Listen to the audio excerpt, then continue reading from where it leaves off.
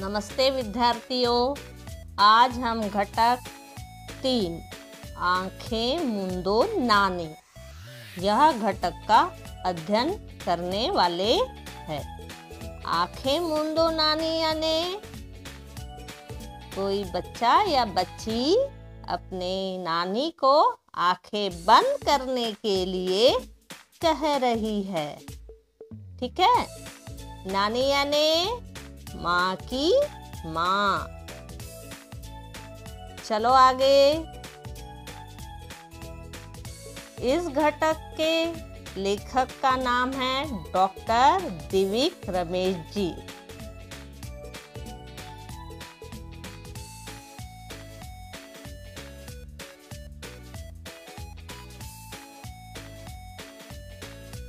इनका जन्म 6 फरवरी 1946 किराड़ी दिल्ली में हुआ।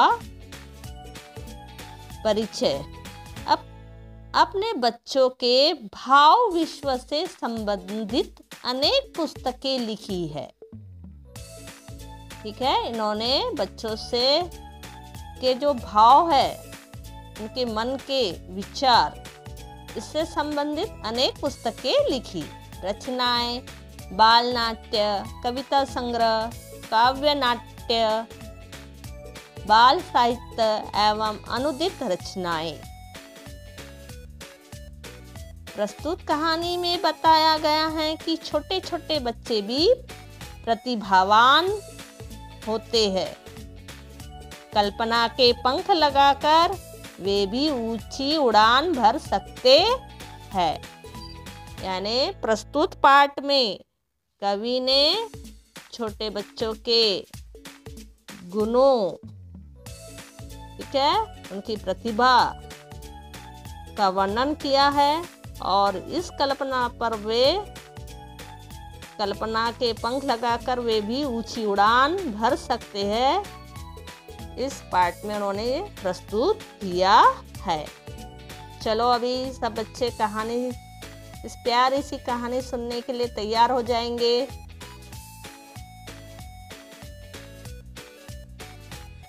हाँ, दिख रहा है आपको।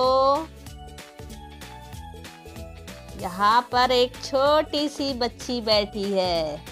इसका नाम है डोलू। और ये जो है, ये डोलू की नानी है। आपको पता है नानी हो या दादी हो, ये प्यार की मूर्ति होती है। ये ढेर सारा प्यार अपने इन नातिन को या अपने इनको पोतियों को देते हैं। अब हम इनका वार्तालाप सुनेंगे।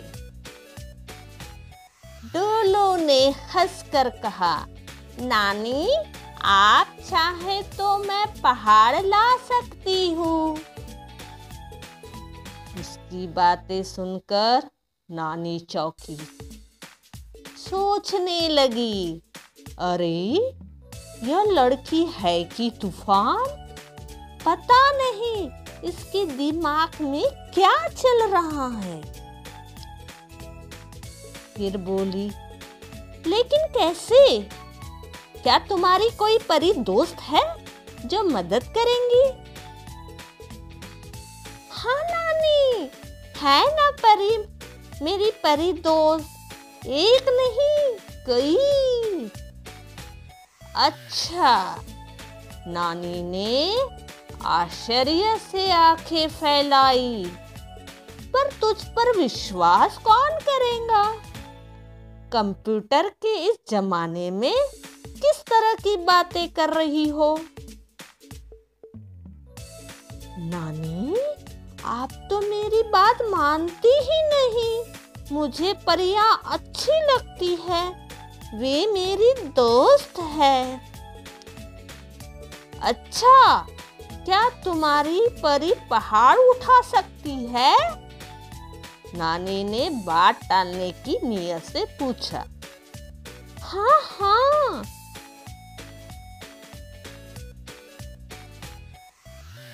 पर परी तो कोमल होती है, हो सकती है, पर उसमें ताकत बहुत है, वह बहुत कुछ कर सकती है। एक बार मैंने परी दोस्त से कहा कि धरती पर खड़ी खड़ी तारा छुओ। परी ने मुझे गोद में उठाया और लंबी और लंबी और लंबी होती चली गई और पहुंच गए हम तारों के पास। मैंने तो खूब तारे को उनके हाथ साथ खेली भी। मैंने तो खूब छुआ तारों को, उनके साथ खेली भी। नानी को लगा कि कहीं डोलू की बात सच तो नहीं।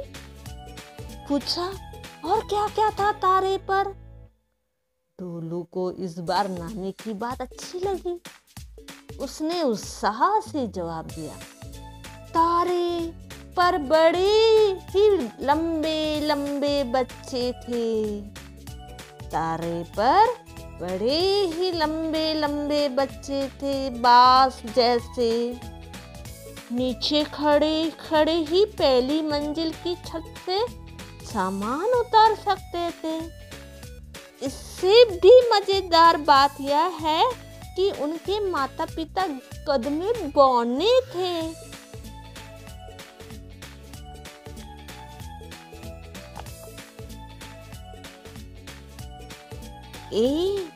नानी इस बार सचमुच चौंक गई। हाँ, मुझे भी अचरज हुआ था नानी। परी दोस्त ने बताया कि तारे की धरती और हमारी धरती में अंतर है। तारे की धरती पर आयु बढ़ने के साथ कद छोटा होता है, धरती पर बड़ा। और क्या क्या बोलती भी थी, तूने बात की? नानी ने पूछा। हाँ नानी, खूब बातें की, पर मैं आपको बताऊंगी नहीं। अरे, मैंने तो परी को नदी उठाकर आसमान में उड़ते भी देखा है, डोलू ने बताया। नदी को उठाकर? और पानी? अरे नानी, पानी समेत बिल्कुल लहराते लंबे कपड़े सी लग रही थी। कितना मजा आया था। नानी को डोलू की बात पर विश्वास तो नहीं हो रहा था, पर मजा बहुत आ रहा था। नानी बोली, अच्छा डोलू, तू तो हर रोज ही परी से मिलती है, परी कभी थकती भी है कि नहीं? थकती है ना नानी, जब कोई उस पर विश्वास नहीं करता, जब कोई उससे उबाऊ बातें करता है तो बहुत थक जाती है। सुनो नानी, एक बार मुस्कुराते हुए परी ने कहा, चलो आज तुम्हें पूरा जंगल निगल कर दिखाती हूँ। सुनकर मुझे कुछ अविश्वास हुआ। जाने क्यों देखते ही देखते परी का मुंह उतरने लगा, उदासी छाने लगी। मैंने झट से अपनी गलती समझी और परी पर विश्वास किया।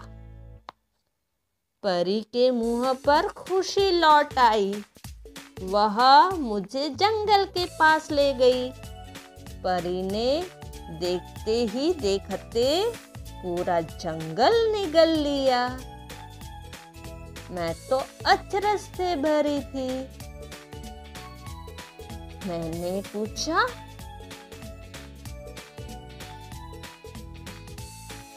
तुम्हारे पेट में जंगल क्या कर रहा है? परी बोली, लो तुम ही देख लो और सुन भी लो। परी ने आँख जैसा कोई यंत्र मेरी आँखों पर लगा दिया। यह क्या? मैं तो उछल ही पड़ी। परी के पेट में पूरा का पूरा जंगल दिख रहा था। पेड़ हिल रहे थे, जानवर घूम रहे थे, पक्षी बोल रहे थे, नदी बह रही थी।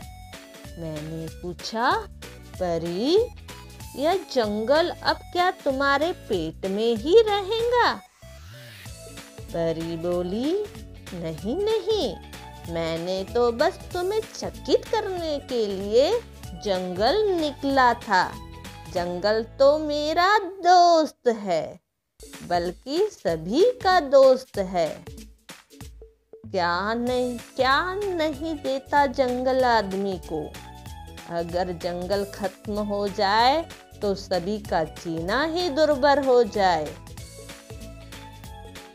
नानी, परी तो अपनी आंखों में पूरा समुद्र भी भर सकती है, मछलियों और जीव जंतुओं समेत। बिल्कुल मत्स्य जैसी लगती है तब परी की आंखें। एक बार तो सारे बादल ही पकड़कर अपने बालों में भर लिए थे, पर थोड़ी ही देर में परी ने उन्हें छोड़ दिया।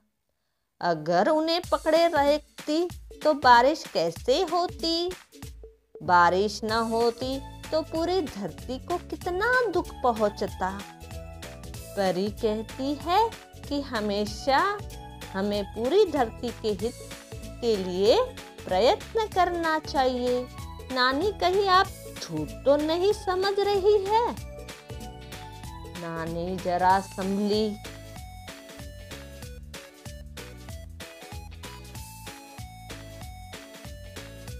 आंखें मसली, सिर को भी सहलाया। बोली, नहीं नहीं डोलू, जब ऐसे विस्मित करने वाले कारनामे अपनी आंखों से देखूंगी तो कितना मजा आएगा। सच, मैं तो अविश्वास की बात मन में लाऊंगी तक नहीं। हाँ, मैं परी से आपको मिला दूंगी। डोलू की आवाज में गजब का विश्वास था। पर पहले यह तो बताओ कि मैं पहाड़ लाकर दिखाऊं? अच्छा दिखा, संभाल कर, चोट न लगे तुझे, नानी ने बच्चों की तरह कहा। तो फिर आंखें मूंद दो, मैं अभी आई पहाड़ लेकर। नानी ने आंखें मूंद ली। बच्ची जो बन गई थी। डोलू थोड़ी ही देर में पहाड़ लेकर आ गई। बोली, नानी, आंखें खोलो और देखो यह पहाड़। नानी ने आंखें खोल दी। पूछा, कहाँ? यहाँ। यह क्या है? पहाड़।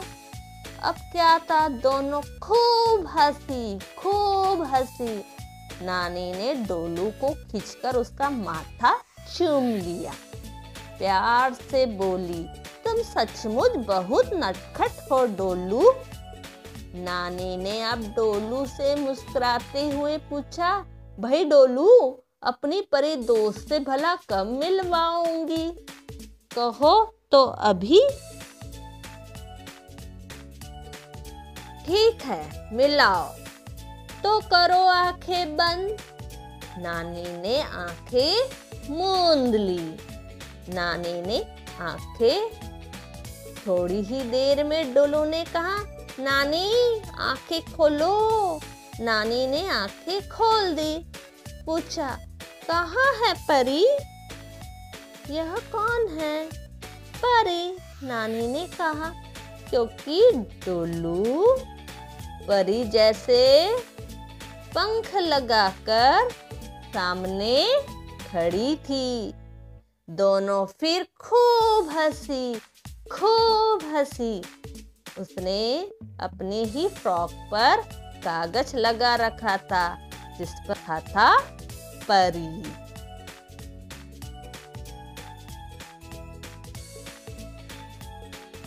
समझे बच्चों? इस पाठ में एक डोलू नाम की लड़की है जो कल्पना के गोते खाकर अपनी नानी को क्या कर रही है? कहानी बता रही है। अक्सर हमारे दादा दादी नाना नानी हमें कहानी बताते हैं, लेकिन इस पाठ में दादा दादी और नाना नानी नहीं बता रहे हैं, बल्कि उनकी नातिन अपनी नानी को कहानी बता रही है। ठीक है, आपको पता है ना, दादा दादी और नाना नानी जब हम सोते नहीं, हम शरारत करते हैं, शाम नहीं बताते हैं, बैठते हैं, तो हमें चुप कराने के लिए कल्पना भरी कहानियाँ हमें नाना नानी दादा दादी कहानियाँ सुनाते हैं और फिर हम उसमें खो जाते हैं और शांत हो जाते हैं। जब भी हम मस्ती करते हैं या शरारत करते हैं तो हमको दादा दादी नाना नानी कहानी सुनाकर चुप कराते हैं। लेकिन इस पाठ में कुछ अलग ही है, विपरीत ही है। यहाँ पर एक छोटी सी बालिका, डोलू नाम की छोटी सी बालिका अपनी नानी को कल्पना की दुनिया में ले जाती है और इतना अच्छा वर्णन करती है कि उसकी नानी भी उसे सच मानने लगती है। इस कहानी से वह अपनी नानी को पर्यावरण के बारे में जागरूक किया है। उन्होंने कहा कि हमारी जो धरती है, उस धरती में जो नदी है, उसी प्रकार जो जंगल है, उसी प्रकार जो बादल है, वो किस प्रकार हमारे लिए महत्वपूर्ण है। यानी नदी हमें क्या देती है, जंगल हमें क्या देते हैं, बादल, समुद्र। ठीक है, इसका वर्णन किया गया है, यानी कि किस तरह हमारे लिए महत्वपूर्ण है और इसका हमारे जीवन में कितना उपयोग है। अतः हमें इनकी रक्षा करनी चाहिए। और इसी पर वह काल्पनिक दुनिया में ले जाकर अपनी नानी को क्या कर रही है? समझा रही है। परी यानी एक काल्पनिक है, जो पंख लगी हुई एक स्त्री जो कल्पना में ही दिखती है।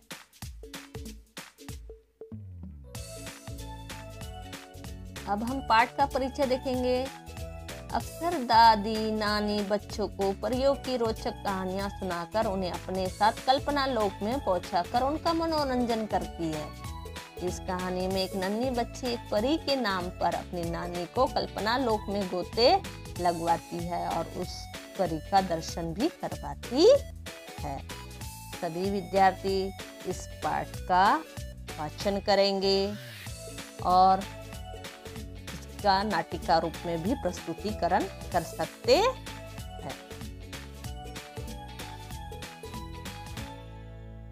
धन्यवाद। लाइक, सब्सक्राइब, शेयर जरूर कीजिए।